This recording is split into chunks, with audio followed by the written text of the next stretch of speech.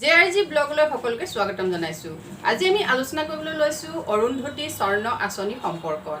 ইতিমধ্যে 2019-2020 যি বাজেট আছিল অসম চৰকাৰৰ সেই বাজেটতে অষ্টাদশী উন্নয়নৰ মুকুটাৰ মালাৰ এখন অন্তৰ্ভুক্ত আঁচনি হ'ল অৰুন্ধতী গোল্ড স্কিম। যিখন আঁচনিয়ে বিশেষভাৱে নাৰীসকলক গুৰুত্ব দিছে, নাৰীৰ সবলীকৰণ, নাৰীৰ নিৰাপত্তাক গুৰুত্ব দি এই আঁচনিখন প্ৰস্তুত কৰা হৈছিল। ইতিমধ্যে অসম চৰকাৰে প্ৰস্তুত কৰা এই আঁচনিখনৰ জৰিয়তে প্ৰথম পৰ্যায়ৰ বিভিন্ন ব্যক্তিয়ে এই আঁচনিখনৰ প্ৰথম পৰ্যায়ত সুবিধা লাভ কৰিছে। 2024 ছেপ্টেম্বৰত অসমৰ মাননীয় মুখ্যমন্ত্ৰী সৰ্বানন্দ সোণোৱালে শংকৰদেৱ কলাক্ষেত্ৰত 100 গৰাকী বিশেষভাৱে নিৰ্বাচিত 100 গৰাকী মহিলাক এই আঁচনিখনৰ সুবিধা প্ৰদান কৰিছে। সেয়া প্ৰতীকাত্মকভাৱে আৰু তাৰ ভিতৰত আমি এটা কথা, সেই যি প্ৰথম পৰ্যায়ৰ সুবিধা লাভ কৰা যি অনুষ্ঠান বা লাভ কৰা যিটো খবৰ, সেই খবৰটোৰ দ্বাৰা বিশেষভাৱে অনুপ্ৰাণিত হৈ মই এই ভিডিঅ'টো প্ৰস্তুত কৰিছোঁ। যিহেতু প্ৰথম পৰ্যায়ত অসমৰ 1121 মহিলাই কি কৰিছিলে, আঁচনিখনৰ সুবিধা লাভ কৰিবৰ বাবে এপ্লাই কৰিছিলে। কিন্তু প্ৰথম পৰ্যায়ত সুবিধা লাভ কৰিলে 587 মহিলাই। এতিয়া আমাৰ প্ৰশ্নটো হ'ল যে 1121ৰ পৰা অকল 587 মহিলাইহে এই আঁচনিখনৰ দ্বাৰা উপকৃত হ'ল কিয়? এই প্ৰশ্নটো সকলোতকৈ গুৰুত্বপূৰ্ণ কথা। আৰু এটা প্ৰশ্ন হ'ল যে 2019ৰ পৰা 19ত যিহেতু 19 আৰু 20ৰ বাজেটত কথাটো ঘোষণা কৰা হৈছে, গতিকে বিষয়বস্তুটো বা এই যিখন আঁচনিখন এপ্ৰুভ কৰা হৈছে 2020 1 জানুৱাৰীৰ পৰা। এতিয়া 2020 প্ৰথম যি জানুৱাৰী মাহ, সেই জানুৱাৰী মাহৰ পৰা এতিয়ালৈকে আমি প্ৰায় 8 মাহ শেষ হ'ল। এই 8 মাহত মাত্ৰ কি হৈছে, 1121 গৰাকী মহিলাইহে এই আঁচনিখনৰ সুবিধা লাভ কৰিবৰ বাবে এপ্লাই কৰিছিল। সেইখিনিত এটা প্ৰশ্ন সোমাই আছে যে এই আঁচনিখনৰ সন্দৰ্ভত সকলো মহিলাই বা সকলো বিবাহ উপযুক্ত গাভৰুৱে হয়তো ভালকৈ নাজানে বা তেওঁলোকে কেনেকৈ এপ্লাই কৰিব লাগিব সেই সম্পৰ্কে নাজানে। গতিকে এই গোটেই বিষয়খিনি অনুধাৱন কৰি বিশেষভাৱে মহিলাসকলক সচেতন কৰাৰ উদ্দেশ্য আগত ৰাখি এই ভিডিঅ'টো প্ৰস্তুত কৰিছোঁ। এতিয়া আমি প্ৰথম পৰ্যায়ত এটা কথা চাই লওঁ যে আঁচনিখনেনো কাক কাক সামৰি লৈছে, কেনেকুৱা ধৰণৰ মহিলাসকলক এই আঁচনিখনত অন্তৰ্ভুক্ত কৰা হ'ব বা কোনসকল মহিলাই নতুনকৈ বিবাহ হোৱাৰ পাছত তেওঁলোকে কি পাব, এই আঁচনিখনৰ সুবিধা লাভ কৰিব পাৰিব। সেই কথাটো সকলোতকৈ গুৰুত্বপূৰ্ণ। প্ৰায়বোৰে গম পাইছে, কিন্তু হয়তো এতিয়াও বহুতে জনা নাই। গতিকে আমি প্ৰথমতে কোনখিনি মহিলাই এই আঁচনিখনৰ বাবে এপ্লাই কৰিব পাৰিব সেই সম্পৰ্কে জানি লওঁ। এতিয়া প্ৰথম আহিলে ইলিজিবিলিটি ক্ৰাইটেৰিয়াবিলাক কি কি, মানে আঁচনিখনৰ বাবে যে এপ্লাই কৰিব কোনে কোনে পাৰিব আমি চাই লওঁ। প্ৰথম কথা হ'ল আঁচনিখনৰ সকলো মহিলাৰ বাবে নহয় বা সকলো গাভৰুৰ বাবে নহয়, যিসকল বিবাহৰ বাবে উপযুক্ত, যিসকলে বিবাহ ইতিমধ্যে কৰিবলৈ আগবাঢ়িছে, তেওঁলোকেহে এই আঁচনিখনৰ দ্বাৰা কি হ'ব, উপকৃত হ'ব। এতিয়া প্ৰথম কথাটো হ'ল যে government will provide ₹40,000 only to the newly wedded bride, অৰ্থাৎ যিসকলে নতুনকৈ বিবাহপ্ৰাশত আবদ্ধ হৈছে তেওঁলোকক কি কৰিব, চৰকাৰে 40,000 টকা দিব। এই 40,000 টকাটোত কিন্তু এটা কথা সোমাই আছে, যেতিয়া আঁচনিখন প্ৰথম ঘোষণা কৰিছিলে তেতিয়া কিন্তু এই 40,000 টকাৰ টকাটো আছিলে 30,000, অৰ্থাৎ 30,000 টকা আছিলে, মানে 1 তোলা সোণৰ দাম। সেইকাৰণে স্বৰ্ণ আঁচনি কৈছে যে সোণ কিনিবৰ কাৰণে দিব, যিহেতু এতিয়া সোণৰ কি হৈছে, মূল্য বৃদ্ধি হৈছে, আৰু এই মূল্য বৃদ্ধি হোৱাৰ বাবে এইটো কি কৰিলে, চৰকাৰে 40,000 টকা কৰিলে। এই কথাটো এটা উল্লেখযোগ্য কথা, গতিকে সকলোৱে মনত ৰাখিব যে আঁচনিখনে এই যিটো ডিচিশ্যন ল'লে, চৰকাৰে আঁচনিখন সন্দৰ্ভত এইটো যিটো ডিচিশ্যন লৈছে, এইটোৰ পৰা এইটো কথা আমি অনুভৱ কৰিব পাৰিম যে পৰৱৰ্তী পৰ্যায়ত যেতিয়া কি হ'ব, মাৰ্কেটত যদি সোণৰ মূল্য বাঢ়ে তেতিয়া কি হ'ব, এই যিটো ৰুপিজ বা যিটো এমাউণ্ট, এই এমাউণ্টটোৰ পৰিমাণো মানে বৃদ্ধি হোৱাৰ নিশ্চয় আশা আছে। ঠিক আছে, তেনে আমি গম পালোঁ প্ৰথম যে কোনে পাব 40,000 টকাটো, সেইসকল মহিলাই পাব যিসকলৰ ইতিমধ্যে বিবাহ হৈছে। নেক্সট আহিলে marriage be registered under Special Marriage Act 1954 অৰ্থাৎ যিখন বিয়া হ'ব লাগিব বিয়াখন কি হ'ব লাগিব ৰেজিষ্টাৰ হ'ব লাগিব মেৰিজ এক্ট 1954 আণ্ডাৰত বিয়াখন কি হ'ব লাগিব ৰেজিষ্টাৰ বিয়া হ'ব লাগিব মানে এই কথাটোৰ পৰা আমি এইটো কথা গম পালোঁ যে ছ'চিয়েলি যিটো আমাৰ সামাজিক বিবাহ যিটো হৈ থাকে সেই বিয়াখন হ'লে নহ'ব যিহেতু এখন কি হ'ব লাগিব মেৰিজ চাৰ্টিফিকেট লাগিব যিহেতু গতিকে চাৰ্টিফিকেট হ'বলৈ হ'লে ৰেজিষ্টাৰ কৰিব লাগিব ঠিক আছে এইটো হ'ল 2 নম্বৰ পইণ্ট নেক্সট আহিলে legal age of bride and groom must be 18 and 21 years এইটো এটা গুৰুত্বপূৰ্ণ কথা যে বিবাহৰ এনেও অসম ভাৰতবৰ্ষত বিবাহৰ যিটো সাংবিধানিক বয়স উল্লেখ কৰা আছে সেইটো হ'ল কিমান ছোৱালীৰ ক্ষেত্ৰত 18 years অৰ্থাৎ 18 বছৰ আৰু ল'ৰাৰ ক্ষেত্ৰত কিমান হৈছে 21 years গতিকে এই উপযুক্ত বিবাহ যিটো বয়সৰ যিটো উপযুক্ত সময় সেই সময়টো কি হৈছে এইটো হ'ব লাগিব মানে দৰা আৰু কইনাৰ বয়স হ'ব লাগিব 18 কইনাৰ বয়স 18 আৰু দৰাৰ হ'ব লাগিব 21 বছৰ ঠিক আছে নেক্সট আহিলে marriage on after 1st of December 2019 অৰ্থাৎ 2019 পাছত হোৱা বিবাহিত যিসকল মহিলা তেওঁলোকেহে আঁচনিখনৰ সুবিধা লাভ কৰিব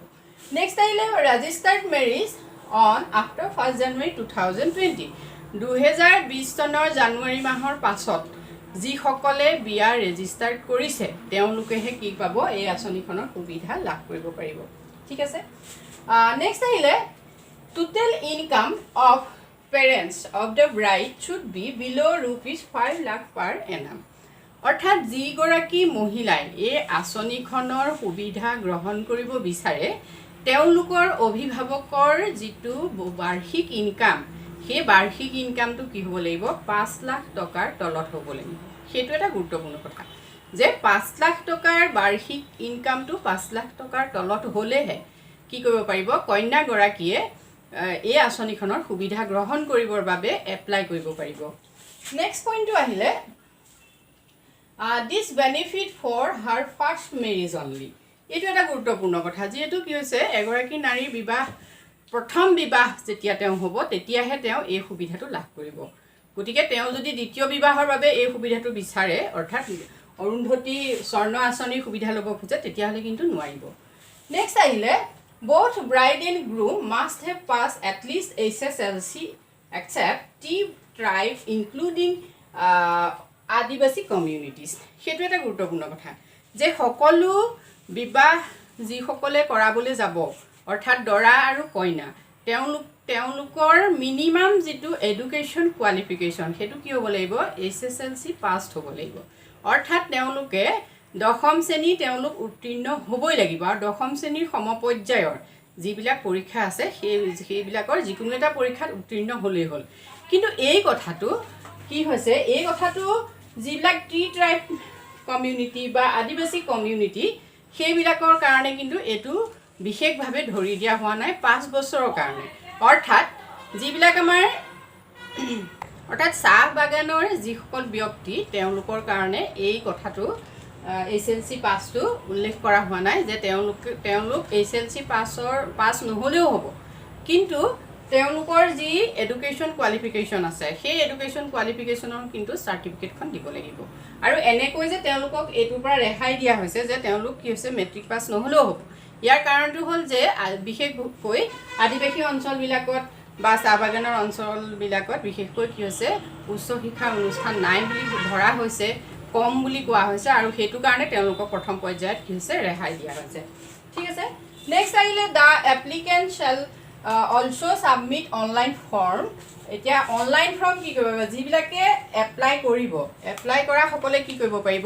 অনলাইন ফৰ্ম ফিল আপ কৰিব পাৰিব আৰু অফলাইনো পাৰিব গতিকে অনলাইন ফৰ্ম যদি কোনোবাই ফিল আপ কৰিব খোজে তেতিয়া অনলাইন ফৰ্মৰ যিটো লিংক অৰুন্ধতী স্বৰ্ণ আঁচনিৰ যিটো লিংক গোল্ড স্কিমৰ লিংকটো আমি ইয়াত দি দিছোঁ যিসকলে ভাবে যে মই অনলাইনত কৰিম তেওঁলোকে কি কৰিব পাৰে এইটোত গৈ অনলাইন ফৰ্মখন ফিল আপ কৰিব পাৰে revenueassam.nic.in/অৰুন্ধতী এইটোৱে হৈছে ইয়াৰ লিংক ঠিক আছে গতিকে এইখিনি হ'ল আমাৰ এলিজিবিলিটি। নিশ্চয় বহুতে এই কথাখিনি গম পাইছে যে এলিজিবিলিটিখিনি কি, গতিকে সেইটো বিশেষ ডাঙৰ কথা নহয়, তথাপিতো সকলোৱে জনা উচিত।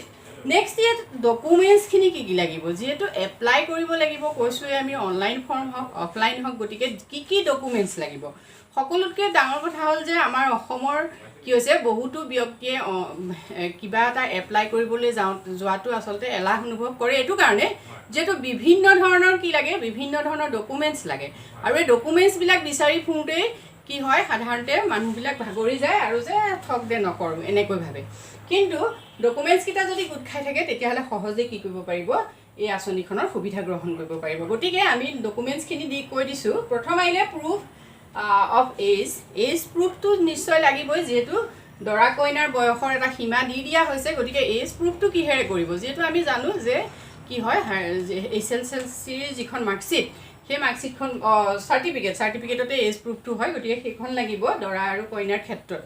আৰু অন্য যিখিনি আমাৰ ইয়াত কোৱা হৈছে যে চাহ বাগানৰ ব্যক্তি বা আদিবাসী যিটো কমিউনিটি যিসকল ব্যক্তি, তেওঁলোকে কি হ'ব, যিটো পৰীক্ষা পাছ কৰি আছে সেই এডুকেশ্যনেল যিখন চাৰ্টিফিকেট সেইখন লাগিব। ঠিক আছে, নেক্সট আহিলে চাৰ্টিফিকেট অফ মেৰিজ। সেইটোতো সকলোতকৈ গুৰুত্বপূৰ্ণ কথা যে ছ'চিয়েল যিখন আমাৰ সামাজিক বিবাহ যিখন হয়, সেই বিবাহত যিহেতু চাৰ্টিফিকেট নাথাকে, গতিকে কোৰ্ট মেৰিজ হ'বই লাগিব, তাৰমানে মেৰিজ চাৰ্টিফিকেটখন আমাক লাগিবই। গতিকে সেইকাৰণে আমি কি কৰিব লাগিব, কোৰ্ট মেৰিজ কৰিবই লাগিব। নেক্সট আহিলে ইনকাম চাৰ্টিফিকেট, যিহেতু ইনকাম আয়ৰ যিখন প্ৰমাণ পত্ৰ সেইখন লাগিবই, আৰু আয়ৰ প্ৰমাণ পত্ৰখন লাগিব কাৰ, কন্যাগৰাকী। ইয়াত দৰাৰ প্ৰশ্নই নাহে, যিহেতু আঁচনিখন মহিলা সবলীকৰণৰ বাবে, মহিলাৰ নিৰাপত্তাৰ বাবে, গতিকে ইয়াত মহিলাসকলৰ কথাই কৈ থকা হৈছে। গতিকে মহিলা যিগৰাকী কন্যা বা যিগৰাকী বিবাহ হ'ব বা হৈছে, তেওঁৰ কি হৈছে, অভিভাৱকৰ ইনকাম চাৰ্টিফিকেট লাগিব। আৰু আমি আগতে উল্লেখ কৰিছোঁ যে ইনকাম চাৰ্টিফিকেটখন কি হ'ব লাগিব, 5 লাখ টকাৰ তলৰ হ'ব লাগিব। নেক্সট আহিলে বেংক একাউণ্ট।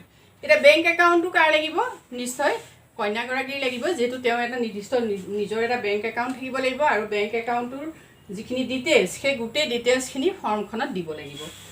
আৰু নেক্সট আহিলে ফাৰ্ষ্ট মেৰিজ চাৰ্টিফিকেট। এইটো এটা গুৰুত্বপূৰ্ণ কথা যে এই গোটেইকেইটা আমাৰ ডকুমেণ্টছ গোট খালে কিন্তু ফাৰ্ষ্ট মেৰিজ চাৰ্টিফিকেটখন নাই, তেতিয়াহ'লে কিন্তু আঁচনিখনৰ সুবিধা লাভ কৰিব নোৱাৰিব। গতিকে মেৰিজ চাৰ্টিফিকেটখন কি কৰিব লাগিব, নিৰ্দিষ্ট অঞ্চলটোৰ, সেই কন্যাগৰাকীৰ নিৰ্দিষ্ট অঞ্চলটোৰ গাঁওবুঢ়া যিজন, তেওঁৰ পৰা যে এখন তেওঁৰ প্ৰথম বিবাহ হয় সেইবুলি এখন চাৰ্টিফিকেট উলিয়াই আনিব লাগিব। গতিকে এই বস্তুকেইটা যিসকল মহিলাই ভাবিছে যে এই আঁচনিখনৰ সুবিধা আমি গ্ৰহণ কৰিম, তেওঁলোকে এই বস্তুখিনি যোগাৰ কৰি থ'লে নিশ্চয় সময়ত সুবিধা হ'ব। এইখিনি আহিলে ডকুমেণ্টছৰ কথা। এতিয়া ইয়াত এটা গুৰুত্বপূৰ্ণ কথা, এই কথাখিনি নিশ্চয় সকলোৱে জানে, কিন্তু আৰু সকলোৱে ভাবি আছে যে চৰকাৰে এই আঁচনিখন গ্ৰহণ কৰিছে নিজৰ পপুলাৰিটি বঢ়াবৰ কাৰণে, অৰ্থাৎ জনপ্ৰিয়তাৰ কাৰণে চৰকাৰে এই আঁচনিখন গ্ৰহণ কৰিছে। কিন্তু এই আঁচনিখনৰ অন্তৰালত কিছু কথা আছে। আমি যিটো কথাৰ কাৰণে আজি আমি ভিডিঅ'টো প্ৰস্তুত কৰিছোঁ, অন্তৰালৰ কথাবোৰ হ'ল যে এজন অভিভাৱকে সাধাৰণতে কি হয়, নিজৰ কন্যাক বিবাহৰ সময়ত এটা গুৰুত্বপূৰ্ণ উপহাৰ দিব বিচাৰে। যদিও আমাৰ অসমৰ দৰে ঠাইত যৌতুক প্ৰথাৰ প্ৰচলন নাই, কিন্তু নাৰীগৰাকীৰ নিৰাপত্তাৰ বাবে প্ৰতিজন অভিভাৱকে বিচাৰে যে এটা গুৰুত্বপূৰ্ণ বা মূল্যৱান বস্তু তেওঁক উপহাৰ দিব, প্ৰথম কথা। গতিকে এই মূল্যৱান উপহাৰটো দিব নোৱাৰাৰ যি দুখ, সেই দুখটো কমাবৰ বাবে প্ৰথম পৰ্যায়ত চৰকাৰে এই আঁচনিখন প্ৰস্তুত কৰিছে সেইসকল অভিভাৱকৰ বাবে যিসকলে নিজৰ মৰমৰ কন্যাক বিবাহৰ সময়ত 1 তোলা সোণ বা সোণৰ মিনিমাম কিবা এটা তেওঁলোকে দিবলৈ অপৰাগ হয়। গতিকে এই কথাটো প্ৰথম পৰ্যায়ত এইটো কথা। কিন্তু আমি যদি ভালকৈ চাওঁ যে প্ৰতিখন আঁচনিৰ দুটা দিশ থাকে, এটা এক্সপ্লিচিট মানে এটা স্পষ্ট হৈ থাকে, এটা ইমপ্লিচিট এটা অন্তৰ্নিহিত কাৰণ থাকে। ইয়াৰ কিন্তু বেকগ্ৰাউণ্ডত এটা কথা থাকে যে এগৰাকী নাৰীৰ হাতত যেতিয়া মূল্যৱান যিকোনো বস্তু থাকে সেয়া তেওঁ সম্পদ হয়, আৰু বিপদৰ সময়ত কি হৈছে সেই সম্পদে তেওঁক নিৰাপত্তা দিব পাৰে।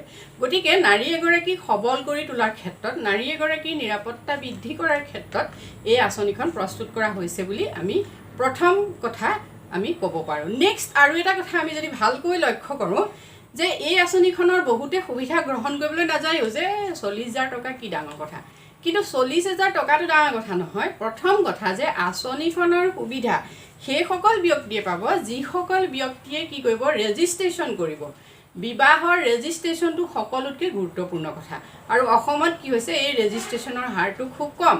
গতিকে বিবাহ যি ৰেজিষ্ট্ৰেশ্যন, বা পঞ্জীয়ন বিবাহ পঞ্জীয়নৰ এটা গুৰুত্বপূৰ্ণ উদ্দেশ্য আগত ৰাখি কিন্তু চৰকাৰে এই আঁচনিখন প্ৰস্তুত কৰিছে, যিটো সম্পৰ্কত এতিয়ালৈকে ক'তো আমি আলোচনা হোৱা দেখা নাই। গতিকে ৰাইজ সচেতন হ'ব লাগে যে এখন বিবাহ পঞ্জীয়ন কৰাটো সকলোতকৈ ডাঙৰ কথা। ইয়াৰ ডাঙৰ কথাটো কি, ডাঙৰ এডভান্টেজটো হৈছে নাৰীগৰাকীৰ বাবে, যিহেতু আজিকালি আমি দেখিছোঁ বহু ক্ষেত্ৰত নাৰীয়ে কি হৈছে, সকলো ক্ষেত্ৰতে নাৰী বিশেষভাৱে লাঞ্ছিতা হয়, বঞ্চিতা হয় আৰু নিৰাপত্তাহীনতাত ভোগে নাৰীগৰাকী। নাৰী এগৰাকী বিবাহৰ পাছত দেখা যায় যে এখন ঘৰত বিভিন্ন ধৰণৰ মানসিক বা শাৰীৰিক অত্যাচাৰ পোৱাৰ ফলস্বৰূপে তেওঁ কি হয়, বিবাহৰ পাছত ঘূৰি আহিব লগা হয়। এখন ধুমধামেৰে পতা বিয়াৰ পাছত এগৰাকী যেতিয়া বিবাহিতা কন্যা ঘৰলৈ ঘূৰি আহে, তেতিয়া কিন্তু সমাজখনে সেই বিবাহিতা কন্যাগৰাকীক সহায় কৰিবলৈ কোনো নাহে। যদি তেওঁ কোৰ্ট মেৰেজ হৈ থাকে তেতিয়া তেওঁ কিছু কিন্তু সুবিধা থাকে। গতিকে বিবাহৰ ক্ষেত্ৰত মেৰিজ চাৰ্টিফিকেটখন সকলোতকৈ ডাঙৰ কথা, সেই কথাটো সকলোৱে জনা উচিত। নেক্সট আৰু এটা কথা ইয়াত গুৰুত্বপূৰ্ণ বিষয় আছে যে যদি বিবাহ যি পঞ্জীয়ন কৰা হয় তেতিয়া কি হয়, বিভিন্ন সুবিধাও লাভ কৰে। বিশেষকৈ নেক্সট পৰ্যায়ত পত্নীৰ যিজন স্বামীৰ কৰ্মক্ষেত্ৰতো বহুত সুবিধা লাভ কৰে। আৰু দেখা যায় যে বিবাহৰ চাৰ্টিফিকেটখন য'তে ত'তে প্ৰয়োজন হয়, যিকোনো চাকৰিৰ ক্ষেত্ৰত প্ৰয়োজন হয়, চাকৰিৰ বিভিন্ন সা সুবিধা লাভৰ বাবে প্ৰয়োজন হয়। আৰু সকলোতকৈ ডাঙৰ কথা যে বিবাহৰ পাছত দৰা কইনা হনিমুনত যাবলৈও সেই পঞ্জীয়ন পত্ৰখনৰ প্ৰয়োজন হয়। অৰ্থাৎ ৰেজিষ্ট্ৰেশ্যন কৰিবৰ কাৰণে বা ক'ত থাকিব বা তেওঁলোকে যদি বেলেগ বিদেশতো ভ্ৰমণ কৰিবলৈ যায় তেতিয়াও কি হয়, এই পঞ্জীয়ন যিখন চাৰ্টিফিকেট, বিবাহ পঞ্জীয়ন যিখন চাৰ্টিফিকেট সেইখন প্ৰয়োজন হয়। গতিকে এনেকুৱা ধৰণৰ বিভিন্ন সুবিধা আছে। আৰু চৰকাৰে বেকগ্ৰাউণ্ডত প্ৰতিটো আঁচনিৰ বেকগ্ৰাউণ্ডত কিন্তু কিছুমান গুৰুত্বপূৰ্ণ চৰকাৰৰ কি হৈছে লক্ষ্য আছে। সেই লক্ষ্যখিনি সাধাৰণ মানুহে উপলব্ধি কৰিব নোৱাৰাৰ বাবেও এনেকুৱা ধৰণৰ আঁচনিবিলাক সাধাৰণতে মানুহে জনপ্ৰিয়তা বৃদ্ধি কৰিবৰ বাবেই চৰকাৰে গ্ৰহণ কৰিছে বুলি কোৱা শুনা যায়। কিন্তু যি কাৰণে চৰকাৰে এনেধৰণৰ আঁচনি গ্ৰহণ নকৰক কিয়, সাধাৰণতে আমি সেই আঁচনিবিলাকৰ সুবিধা ল'বলৈ চেষ্টা কৰিব লাগে। ইয়াৰ পাছত আমি আৰু এটা গুৰুত্বপূৰ্ণ কথা কওঁ, যিটো কথা আমি প্ৰথম পৰ্যায়ত কৈছিলোঁ যে 1121 কি হৈছে মহিলাই এই আঁচনিখনৰ সুবিধা লাভ কৰিবৰ কাৰণে এপ্লাই কৰিছিলে। আৰু প্ৰথম পৰ্যায়ত তাৰে কি হৈছে 587 মহিলাইহে এই আঁচনিখনৰ সুবিধা লাভ কৰিলে। এতিয়া কিয় সুবিধা লাভ কৰিব নোৱাৰিলে সেইটো এটা গুৰুত্বপূৰ্ণ কথা। সেই গুৰুত্বপূৰ্ণ কথাটোৰ ভিতৰত এনেকুৱা হ'ব পাৰে যে এই আঁচনিখনৰ সুবিধা লাভ কৰিবৰ বাবে কি কৰা হৈছে, অনলাইন ফৰ্ম ফিল আপৰ কথা কোৱা হৈছে। গতিকে অনলাইন ফৰ্ম ফিল আপ কৰিলেও কিন্তু তাত এটা কথা আছে যে অনলাইন কৰি পেলাই লাষ্টত ডকুমেণ্টছটোৰ প্ৰিণ্ট আউট উলিয়াব লাগিব। প্ৰিণ্ট আউট উলিয়াই পেলাই কি কৰিব লাগিব, ৰেজিষ্ট্ৰেশ্যন অফিচত আকৌ সেইখিনি জমা দিব লাগিব উইথ ডকুমেণ্টছৰ সহায়ত। গতিকে সেই কামখিনি কৰোঁতে কিবা হয়তো ভুল ৰৈ গৈছে। সেইটো কাৰণে সাধাৰণতে অনলাইনতকৈ অফলাইনত যিসকল মহিলাই কামটো কৰিম বুলি ভাবিছে বা এপ্লাই কৰিম বুলি ভাবিছে তেওঁলোকে সেই ৰেজিষ্ট্ৰেশ্যন বিবাহ পঞ্জীয়ন কৰা অফিচতে যিজন অফিচাৰ থাকে তেওঁৱে এই কামখিনি কৰি দিয়ে। গতিকে তাতে কি কৰিব লাগে, ফৰ্মখন তেওঁ হতুৱাই যদি ফিল আপ কৰে তেতিয়া নিশ্চয় ফৰ্মখন ফিল আপ কৰোঁতে কোনো ভুল বা ত্ৰুটি ৰৈ নাযায়। আৰু তেতিয়া কি হৈছে, এই আঁচনিখনৰ সুবিধা লাভ কৰিবৰ বাবে তেওঁলোকৰ সুবিধা হ'ব। গতিকে আমি অনলাইনতকৈ অফলাইনত এই আঁচনিখনৰ ক্ষেত্ৰত বিশেষ গুৰুত্ব দিয়া উচিত বুলি অনুভৱ কৰিছোঁ। এই যিটো প্ৰব্লেম হৈছে এইটো কাৰণে। গতিকে আমি আঁচনিখন সম্পৰ্কত ক'লোঁ। যদি যিসকলে এই ভিডিঅ'টো চাইছে তেওঁলোকৰ যদি ভাল লাগিছে বা বিষয়বস্তুটোৰ নতুনত্ব কিবা তেওঁলোকে অনুভৱ কৰিছে তেতিয়াহ'লে আমাক কমেণ্ট কৰি জনাব। আৰু সকলোৱে মোৰ চেনেলটো ছাবস্ক্ৰাইব কৰি থ'বলৈ নাপাহৰিব। Thank U.